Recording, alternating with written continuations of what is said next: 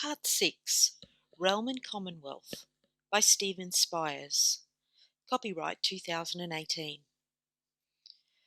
The tradition of green and red carried through in both parliaments, with the lower house adorned in green leathers and gold trims, and the upper house adorned in red leathers and gold trims. In the upper house of the Victorian Parliament House, the room is decorated with gold from the days of the goldfields. Leafed across the ceilings, it is an Australian treasure very few contemplate touring through. We need to, however, now step back and look at what happened when the Commonwealth of Australia made a declaration of war against Germany, triggering the start of World War II.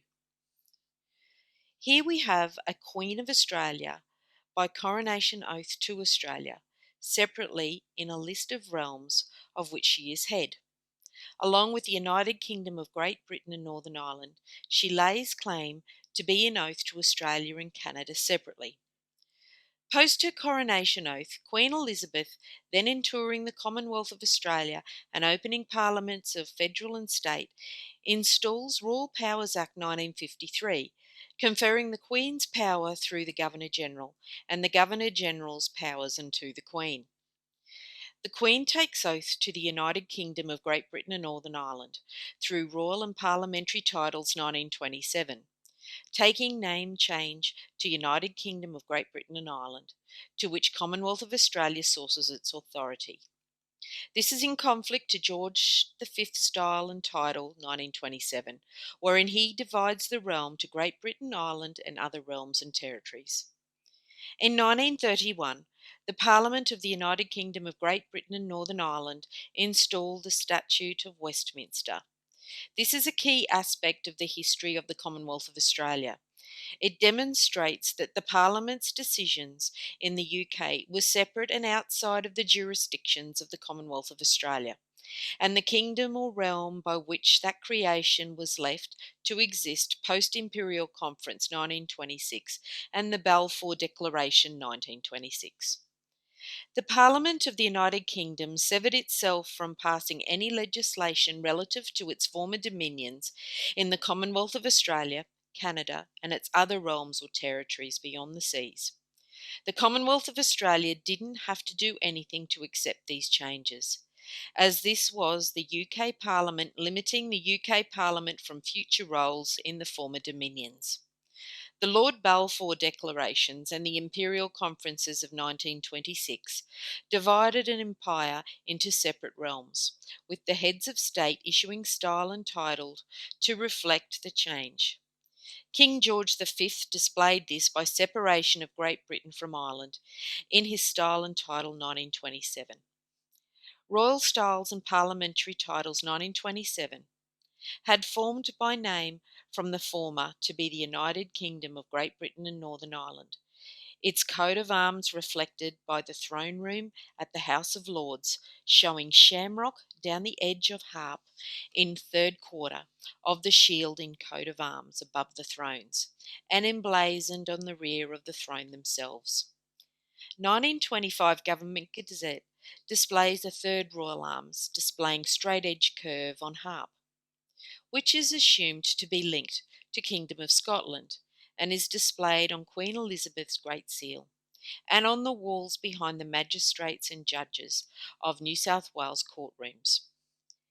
We have the use of a 1912 issued coat of arms for the Commonwealth of Australia, being used by the Queen on royal horse-drawn carriage and displayed on supposed seal of Australia. We note the six-pointed star on same coat of arms on naval sash, bearing the St. Edward's crown of Queen Elizabeth II by coronation, as well as use of the six-pointed star above the 1906 issued Commonwealth of Australia coat of arms. And we have shown how the King's Royal Naval Fleet have specific use over the white and blue ensigns, which are purely maritime in nature, and how the white ensigns would reflect use of ships' barracks on land. Question really now is, how did we get into this pickle in the first place? There are so many inconsistencies in lineage of authority, with differing realms displaying royal arms with subtle differences. How did the states and the Commonwealth and the Constitution become so fractured apart from itself that it manages to hold up amongst the twist of things going on here? How did we end up with an Australia Act 1986, the removal of the role of Commander-in-Chief in 1984 under letters patent, and within the Australia Act 1986 wording to the effect that we as a people can undo it all? The really stark question to ask is, why is there multiple royal arms being displayed? The law of arms is very particular about the use of arms, and different armories issued arms relative to their realms. So we have a large puzzle to really know who is who. After the separation and renaming by the Parliament of the United Kingdom of Great Britain and Ireland to that of the United Kingdom of Great Britain and Northern Ireland, the newly adjusted Parliament passed the Statute of Westminster Act, UK 1931. This Act was internal to the United Kingdom of Great Britain and Northern Ireland, and from the Parliament within cut off any dominion over the previously separated dominions of the realm. This stopped the Parliament of the United Kingdom renamed from making any newly formed legislation for the now separate and wholly separated kingdoms. The Commonwealth of Australia takes specific mention within the Act, as does Canada, both major dominions of the realm. This only affected the Commonwealth of Australia from inside the United Kingdom. The Commonwealth of Australia was, in its own right, able to make and pass legislation under Constitution. The United Kingdom was expressing to the Commonwealth under the Act of 1931 that it no longer had the capacity to affect the Commonwealth of Australia from the United Kingdom. No change was necessary for the Commonwealth of Australia, which is already self-governed by the Parliament of the Commonwealth of Australia. This brings forward a very interesting and problematic issue when World War II is pushed onto the table. Something very particular and very hard to ignore is pushed to the foreground due to the actions of the then Parliament of the Commonwealth of Australia, whom followed the United Kingdom of Great Britain and Northern Ireland into a theatre of war as Allied forces. The legally accepted reason for the beginning of World War II is the invasion by Germany into Poland, triggering the United Kingdom of Great Britain and Northern Ireland and France to step in and start what is obviously warfare at the level of realms, and not that of the countries or nations that have been created under those realms.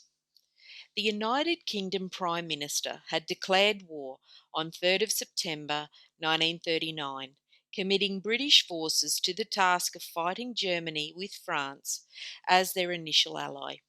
Within 3 hours, the then Prime Minister of the Commonwealth of Australia, Robert Menzies, followed suit, declaring war from the Commonwealth of Australia in a speech in tune with the Prime Minister of the British Parliament.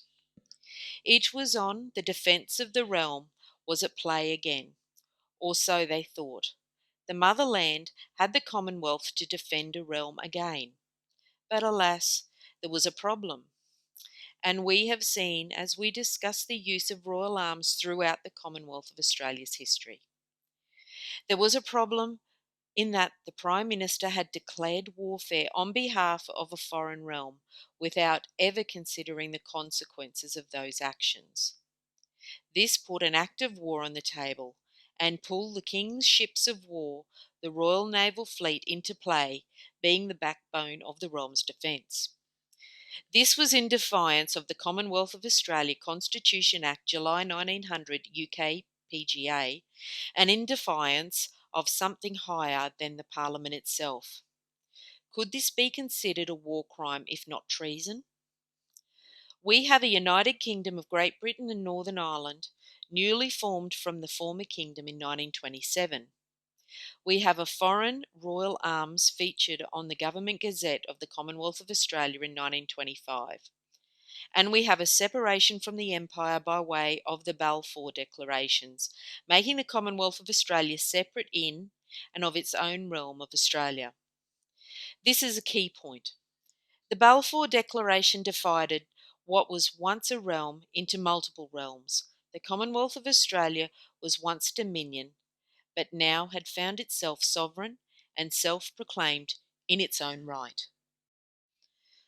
Out of this blunder came the Statute of Westminster Adoption Act 1942, which is a carefully worded document because of the need to cover one's actions in relation to committing Commonwealth of Australia Defence Forces, as well as His Majesty's ships of warfare, into a battlefield theatre in step with the Prime Minister of the Parliament of the United Kingdom of Great Britain and Northern Ireland. The Statute of Westminster Adoption Act 1942 makes change to Clause 5 of the Commonwealth of Australia Constitution Act July 1900 UK/PGA.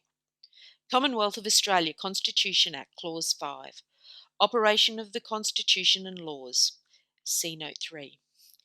This Act and all laws made by the Parliament of the Commonwealth under the Constitution shall be binding on the courts, judges, and people of every state and of every part of the Commonwealth, notwithstanding anything in the laws of any state.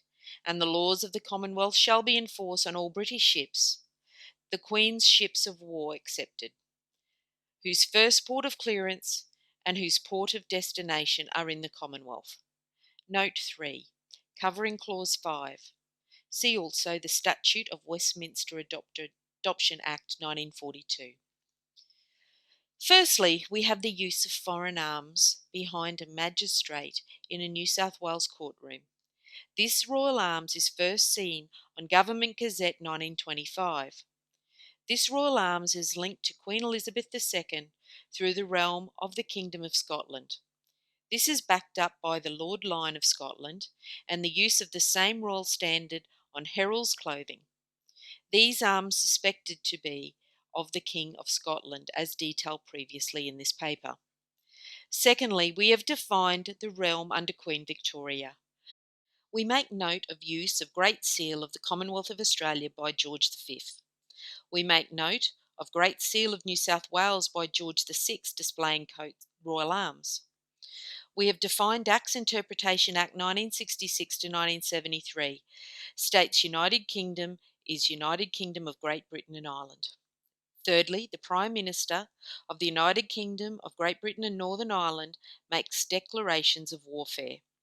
This brings the third royal arms to the foreground, and that to which Queen Elizabeth II takes oath to at coronation in 1953, some 14 years later. We have to now consider where the Commonwealth of Australia Prime Minister makes declarations of warfare mere hours after the Prime Minister of the United Kingdom of Great Britain and Northern Ireland. He is not only acting from a different country, he is now putting the King in a position higher, as head of the realm severed in the Balfour Declarations, putting him in the position of King of Australia. It can be demonstrated that two separate realms are at play in 1939, and the Prime Minister had not considered that declaring war on behalf of a foreign realm would commit the Commonwealth of Australia into warfare of its own volition on behalf of a foreign power, and foreign kingdom as well as commit the King of Australia into the theatre. The declaration of war by the United Kingdom and France was given on 3rd September 1939, after German forces invaded Poland. Despite the speech being the official announcement of both France and the United Kingdom, the speech was given by the British Prime Minister Neville Chamberlain in Westminster, London. I am speaking to you from the Cabinet Room at 10 Downing Street. This morning, the British Ambassador in Berlin, Neville Henderson, handed the German government a final note stating that unless we heard from them by 11 o'clock, that they were prepared at once to withdraw their troops from Poland, that a state of war would exist between us. I have to tell you now that no such undertaking has been received, and that consequently this country is at war with Germany. You can imagine what a bitter blow it is to me that all my long struggle to win peace has failed. Yet I cannot believe that there is anything more or anything different that I could have done and that would have been more successful. Up to the very last, it would have been quite possible to have arranged a peaceful and honourable settlement between Germany and Poland, but Hitler would not have it. He had evidently made up his mind to attack Poland, whatever happened. And although he now says he put forward reasonable proposals which were rejected by the Poles, that is not a true statement. The proposals were never shown to the Poles nor to us, and though they were announced in a German broadcast on Thursday night, Hitler did not wait to hear comments on them, but ordered his troops to cross the Polish frontier the next morning. His actions show convincingly that there is no chance of expecting that this man will ever give up his practice of using force to gain his will. He can only be stopped by force, and we and France are today, in fulfilment of our obligations, going to the aid of Poland, who is so bravely resisting this wicked and unprovoked attack upon her people. We have a clear conscience. We have done all that any country could do to establish peace. The situation in which no word given by Germany's ruler could be trusted and no people or country could feel itself safe has become intolerable. And now we have resolved to finish it. I know that you will all play your part with calmness and courage. At such a moment as this, the assurances of support that we have received from the Empire are a source of profound encouragement to us. When I have finished speaking, certain detailed announcements will be made on behalf of the government. Give these your closest attention. The government have made plans under which it will be possible to carry on this work of the nation in the days of stress and strain that may be ahead, but these plans need your help. You may be taking part in the fighting services or as a volunteer in one of the branches of civil defence. If so, you will report for duty in accordance with the instructions you have received. You may be engaged in work essential to the prosecution of war for the maintenance of the life of the people, in factories, in transport, in public utility concerns, or in the supply of other necessities of life. If so, it is of vital importance that you should carry on with your jobs.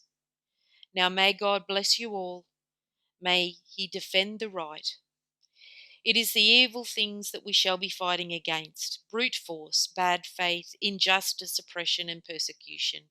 And against them I am certain that the right will prevail. Neville Chamberlain, Prime Minister, United Kingdom of Great Britain and Northern Ireland. Within 3 hours of the Prime Minister of the United Kingdom and Great Britain and Northern Ireland making a declaration of war on behalf of France and the United Kingdom of Great Britain and Northern Ireland, the Prime Minister of the Commonwealth of Australia follows. Fellow Australians, it is my melancholy duty to inform you officially that in consequence of a persistence by Germany in her invasion of Poland, Great Britain has declared war upon her, and that as a result Australia is also at war. No harder task can fall to the lot of a democratic leader than to make such an announcement.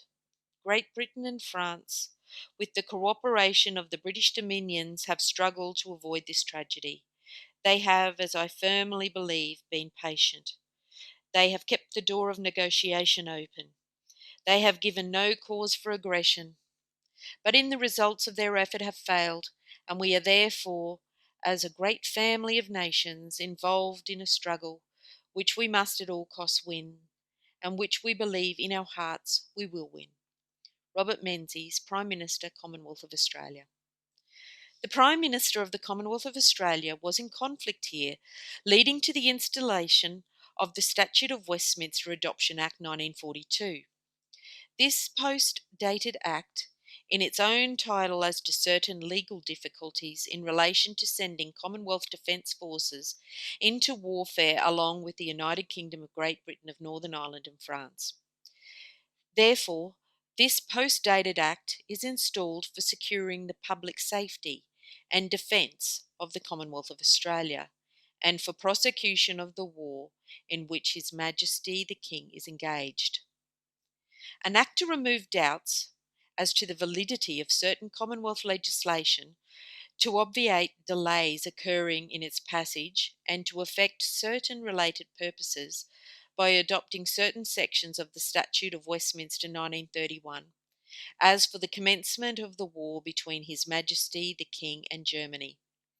Whereas certain legal difficulties exist which have created doubts and caused delays in relation to certain Commonwealth legislation and to certain regulations made thereunder, particularly in relation to the legislation enacted and regulations made for securing the public safety and defence of the Commonwealth of Australia, and for the more effectual prosecution of the war in which His Majesty the King is engaged.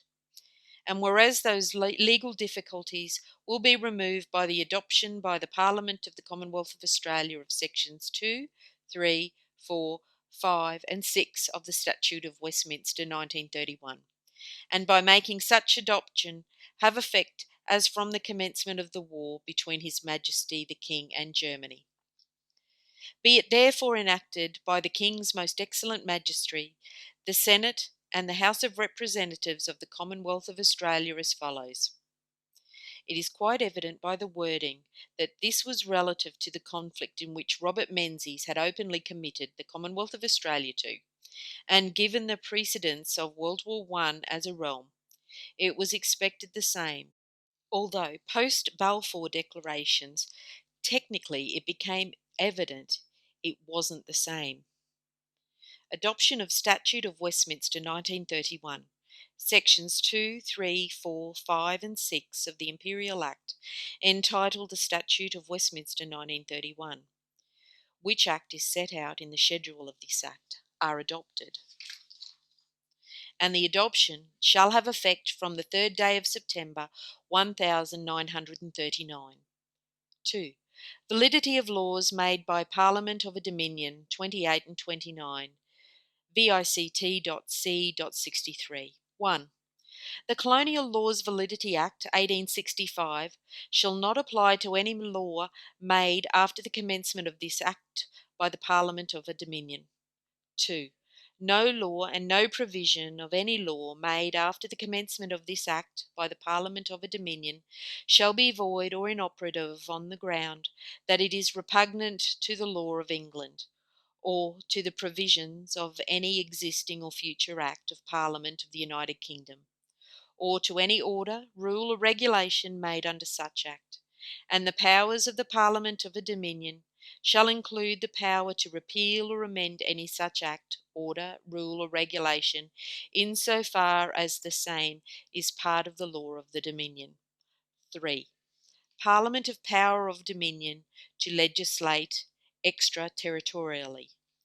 It is hereby declared and enacted that the Parliament of a Dominion has full power to make laws having extraterritorial operation. 4. Parliament of United Kingdom not to legislate for Dominion except by consent. No Act of Parliament of the United Kingdom passed after the commencement of this Act shall extend, or be deemed to extend, to a Dominion as part of the law of that Dominion, unless it is expressly declared that that Dominion has requested or consented to the enactment thereof. 5. Powers of Dominion Parliaments in relation to merchant shipping, 57 and 58, VICT.C.60. Without prejudice to the generality of the foregoing provisions of this Act, Sections 735 and 736 of the Merchant Shipping Act 1894 shall be construed as through reference therein to the legislature of a British possession did not include reference to the Parliament of a Dominion. 6. Powers of Dominion Parliaments in relation to Courts of Admiralty 53 and 54, VICT.C.27. Without prejudice to the generality of the foregoing provisions of this Act, Sections 4 of the Colonial Courts of Admiralty Act 1890, which require certain laws to be reserved for the signification of His Majesty's pleasure, or to contain a suspending clause, and so much of Section 7 of that Act as requires the approval of His Majesty in Council to any rules of court for regulating the practice and procedure of a colonial court of admiralty, shall cease to have effect in any dominion as from the commencement of this Act. Commencement, see Note 1. This Act shall come into operation on the day on which it receives the royal assent. Note 1. The Statute of Westminster Adoption Act 1942, as shown in the compilation, comprises Act No. 56, 1942, amended as indicated in the tables below. The Australian Parliament has on 3 occasions passed Acts requesting and consenting to the enactment by the Parliament of the United Kingdom of Acts extending to Australia. The Acts of the Parliaments of Australia and of United Kingdom respectively are as follows. Australia, Request and Consent Act 1985. United Kingdom, Australia Act 1986. Australia, Cocos Keeling Islands Request and Consent Act 1954. United Kingdom, Cocos Island Act 1955. Australia, Christmas Island Request and Consent Act 1957. United Kingdom, Christmas Island Act 1958. Table of Acts. Statute of Westminster Adoption Act 1942. 56 1942. Date of Assent 9 October 1942. Date of Commencement 9 October 1942. Australia Act 1986 142 1985. Date of Assent 4 December 1985. Date of Commencement. Subsection 17.2 of the Australia Act 1986 provides as follows. 2. This Act shall come into operation on a day and at a time to be fixed by proclamation. This Act came into operation on March 3, 1986 at 5 a.m. Greenwich Mean Time. See Gazette 1986, number S85. Let's have a closer look at what is going on here. In the Commonwealth of Australia Constitution Act 1900 UK PGA, at Clause 5, Queen Victoria laid down the line of authority of the states, judges, magistrates, and other positions of office. We can see through the office of the Governor-General that this is covered by oath of allegiance and often oath of office as well, all stemming from the authority of the United Kingdom of Great Britain and Ireland and the Imperial Crown. What the Prime Minister had not considered in declarations of warfare was that Clause 5 noted that the laws of the Commonwealth shall be in force on all British ships, and secondly notes that the Queen's ships of war excepted. In declaring war post-Balfour declarations, the Constitution lay in a differing jurisdiction to ships of war external to Australia under King of Australia. Even though the Commonwealth of Australia need not have done anything in relation to the Statute of Westminster 1931, being internal to the United Kingdom of Great Britain and Northern Ireland, and only relevant to the Commonwealth of Australia if it needed to adopt certain sections of the Act. This is where the Statute of Westminster Adoption Act 1942 comes into play and makes changes to the Constitution Act by way of request from the Commonwealth of Australia. The Constitution Act, formerly of the United Kingdom of Great Britain and Ireland, now post-Balfour under the Kingdom of Australia, still named the United Kingdom of Great Britain and Ireland as per Acts Interpretation Act 1966, changed in Acts Interpretation Act 1973 under Queen Elizabeth II. The wording of the Act is self-explanatory when one sees that 2 kingdoms, 2 realms, and what would become 2 crowns are at play. An Act to remove doubts as to the validity of certain Commonwealth legislation, to obviate delays occurring in its passage, and to effect certain related purposes by obtaining certain sections of the Statute of Westminster 1931, as from the commencement of the war between His Majesty the King and Germany. the adoptions of sections 2, 3, 4, 5, and 6 of the Statute of Westminster Act 1931 were in retrospect the declarations of war on the same day within hours of the Prime Minister of the United Kingdom of Great Britain and Northern Ireland. When we look at what was actually adopted by the Commonwealth of Australia, we see that it is relevant to enacting His Majesty's ships of war and exempting them from laws of the Commonwealth under Clause 5 of the Commonwealth of Australia Constitution Act July 1900 UK BGA. Section 2 of the Act is obvious, the Commonwealth of Australia having no need to adopt it at all. Being self-explanatory, the Balfour Declarations 1926 had already achieved that role in severing validity of laws to the motherland. Section 3 again is self-evident. The Commonwealth of Australia had no need to adopt this section to show sovereignty, which had already been put before the international scope of things post-World War I, by way of what Billy Hughes had done, speaking on behalf of the Anzac.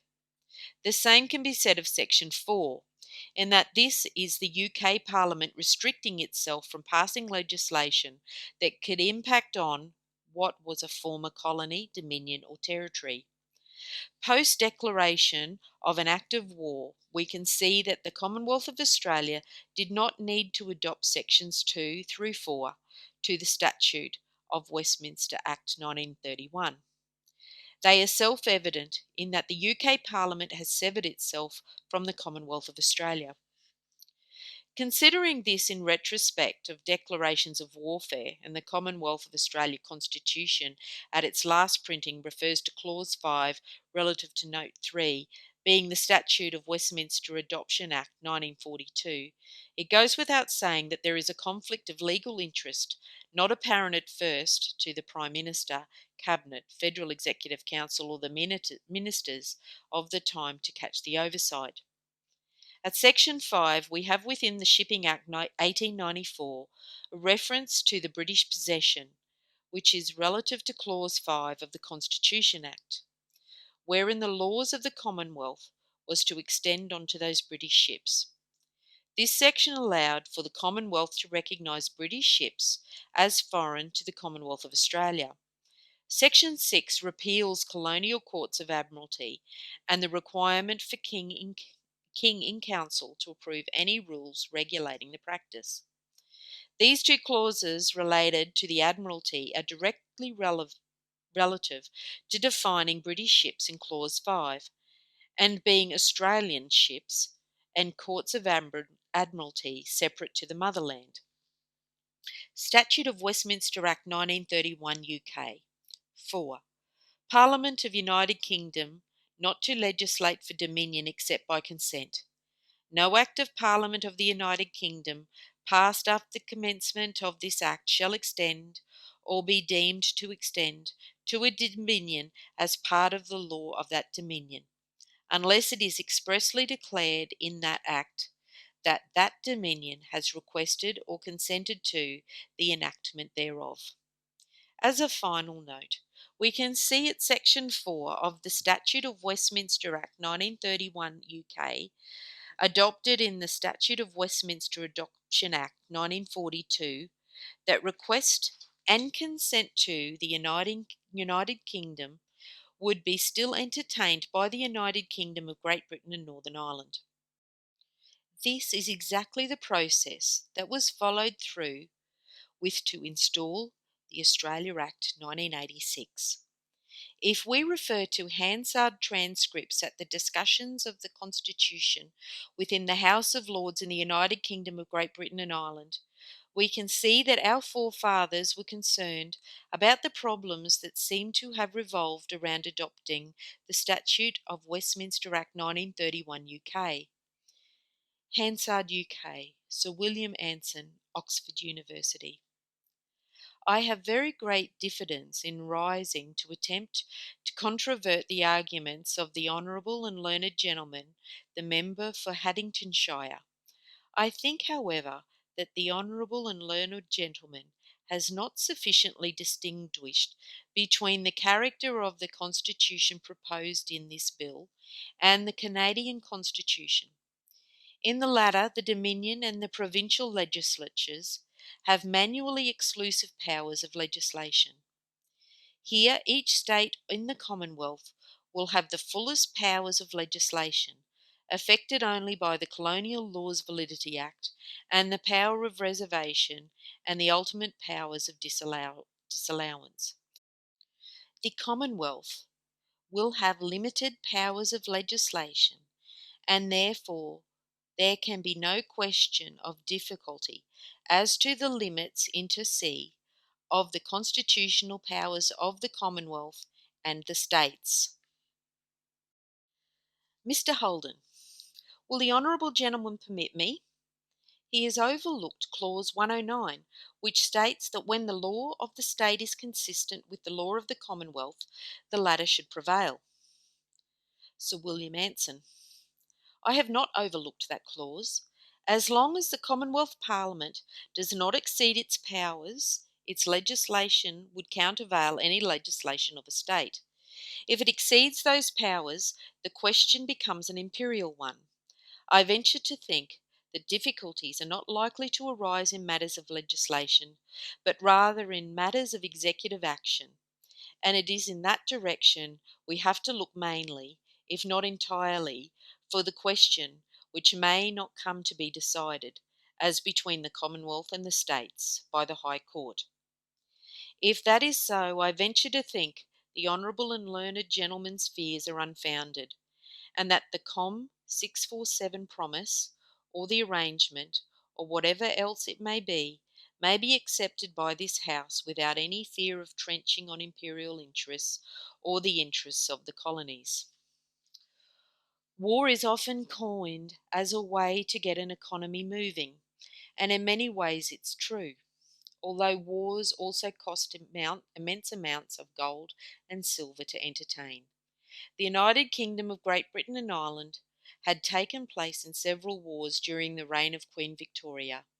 At the birth of the Commonwealth of Australia, imperial forces, including AIF, joined battles in Egypt and southern Africa in the Boer Wars, and financially, the Parliament in the United Kingdom were discussing the burdens of repayments of costs of warfare. Hansard UK, HC, Deb, 8 March 1900, Volume 80, CC 374-5374. Sir William Redmond. I beg to ask Mr. Chancellor of the Exchequer whether it is proposed to ask Australia, Canada, and any of the colonies to bear any portion of the cost of the present war, or whether all of the expenses of military operations are to be paid solely by the taxpayer of Great Britain and Ireland. Mr. Coghill, Stoke. It is proposed to give Australia, Canada, and any of the colonies 103 representatives in the House of Commons. The Chancellor of the Exchequer, Sir M. Hicks Beach, Bristol, W. If the honourable member will refer to Command Paper 18 presented in November last, he will find at page 6 the information he desires in regard bracket 375 bracket to the charges falling on Canada and the Australasian colonies. Mr. William Redmond. Are we to understand that the colonies will bear no portion of the £6 million? Sir M. Hicks Breach. They are contributing towards their own forces. Mr. William Redmond. Cannot the right honourable gentleman say that some arrangement should be considered whereby each portion of the empire should pay towards the cost and not leave it all fall on the unfortunate taxpayers of this country? Mr. Speaker. Order, order. Mr. William Redmond. If Australia does not pay, I don't see why Ireland should pay. War debts existed from before the Constitution, presented in November last, puts the discussions in November of 1899. The Constitution Act was given royal assent in July 1900, and the House of Lords still show concern over debts payable by Australasian colonies. Hansard UK Commission, HL Deb 9 July 1900, Volume 85, C 893893. The following bill receives the royal assent. Commonwealth of Australia Constitution. Royal assent, HC Deb 09 July 1900, Volume 85, C 970970. Message to attend the Lords Commissioners. The House went, and being returned. Mr. Speaker, reported the royal assent to Commonwealth of Australia Constitution Act 1900. The Commonwealth of Australia Constitution Act 1900 UK PGA had finally been given royal assent by the Parliament under the processes prescribed for the Parliament of the United Kingdom of Great Britain and Ireland and the House of Lords. It was reported in the House Chambers and proclaimed and gazetted. Commonwealth of Australia Constitution Act Clause 3. Proclamation of Commonwealth. See Note 2.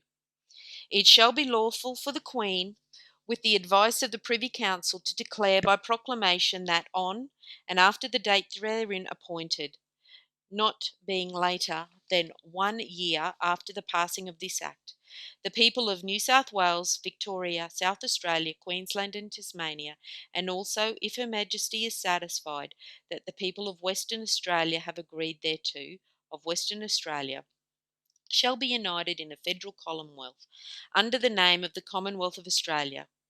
But the Queen may at any time after the proclamation appoint a Governor-General for the Commonwealth. Note 2. Covering Clause 3. The proclamation covering Clause 3 was made on 17 September 1900 and published in Gazette 1901. I have not been able to find anything relating to the amounts of debts being spoken of in relation to the Commonwealth of Australia and its commitments from colonies into statehood to the motherland over the costs of warfare. Australians volunteered to join the battlefields under the Australian Imperial Forces, Australian Light Horsemen, gaining fame for their bravery and unique horseback battle style. The Boer Wars were costing the United Kingdom of Great Britain and Ireland, already under the pressures of the Bank of England's failure leading into World War I. Victory was declared and armistice settled. The Empire had pushed through the fog of warfare to celebrate success. The realm had grown to over 350 million people in 50 countries over Queen Victoria's reign, some in occupation such as India post East India Shipping Company, being trustee government for the imperial crown, but others in exploration, settlement and often treaty. Post-World War, in the elation of victory, the Commonwealth of Australia was brought up like a phoenix from the ashes, proclaiming self-determination on a world stage at the Treaty of Versailles in 1919. But then the bird that had been born was pulled down from the sun in the realities of the cost of warfare.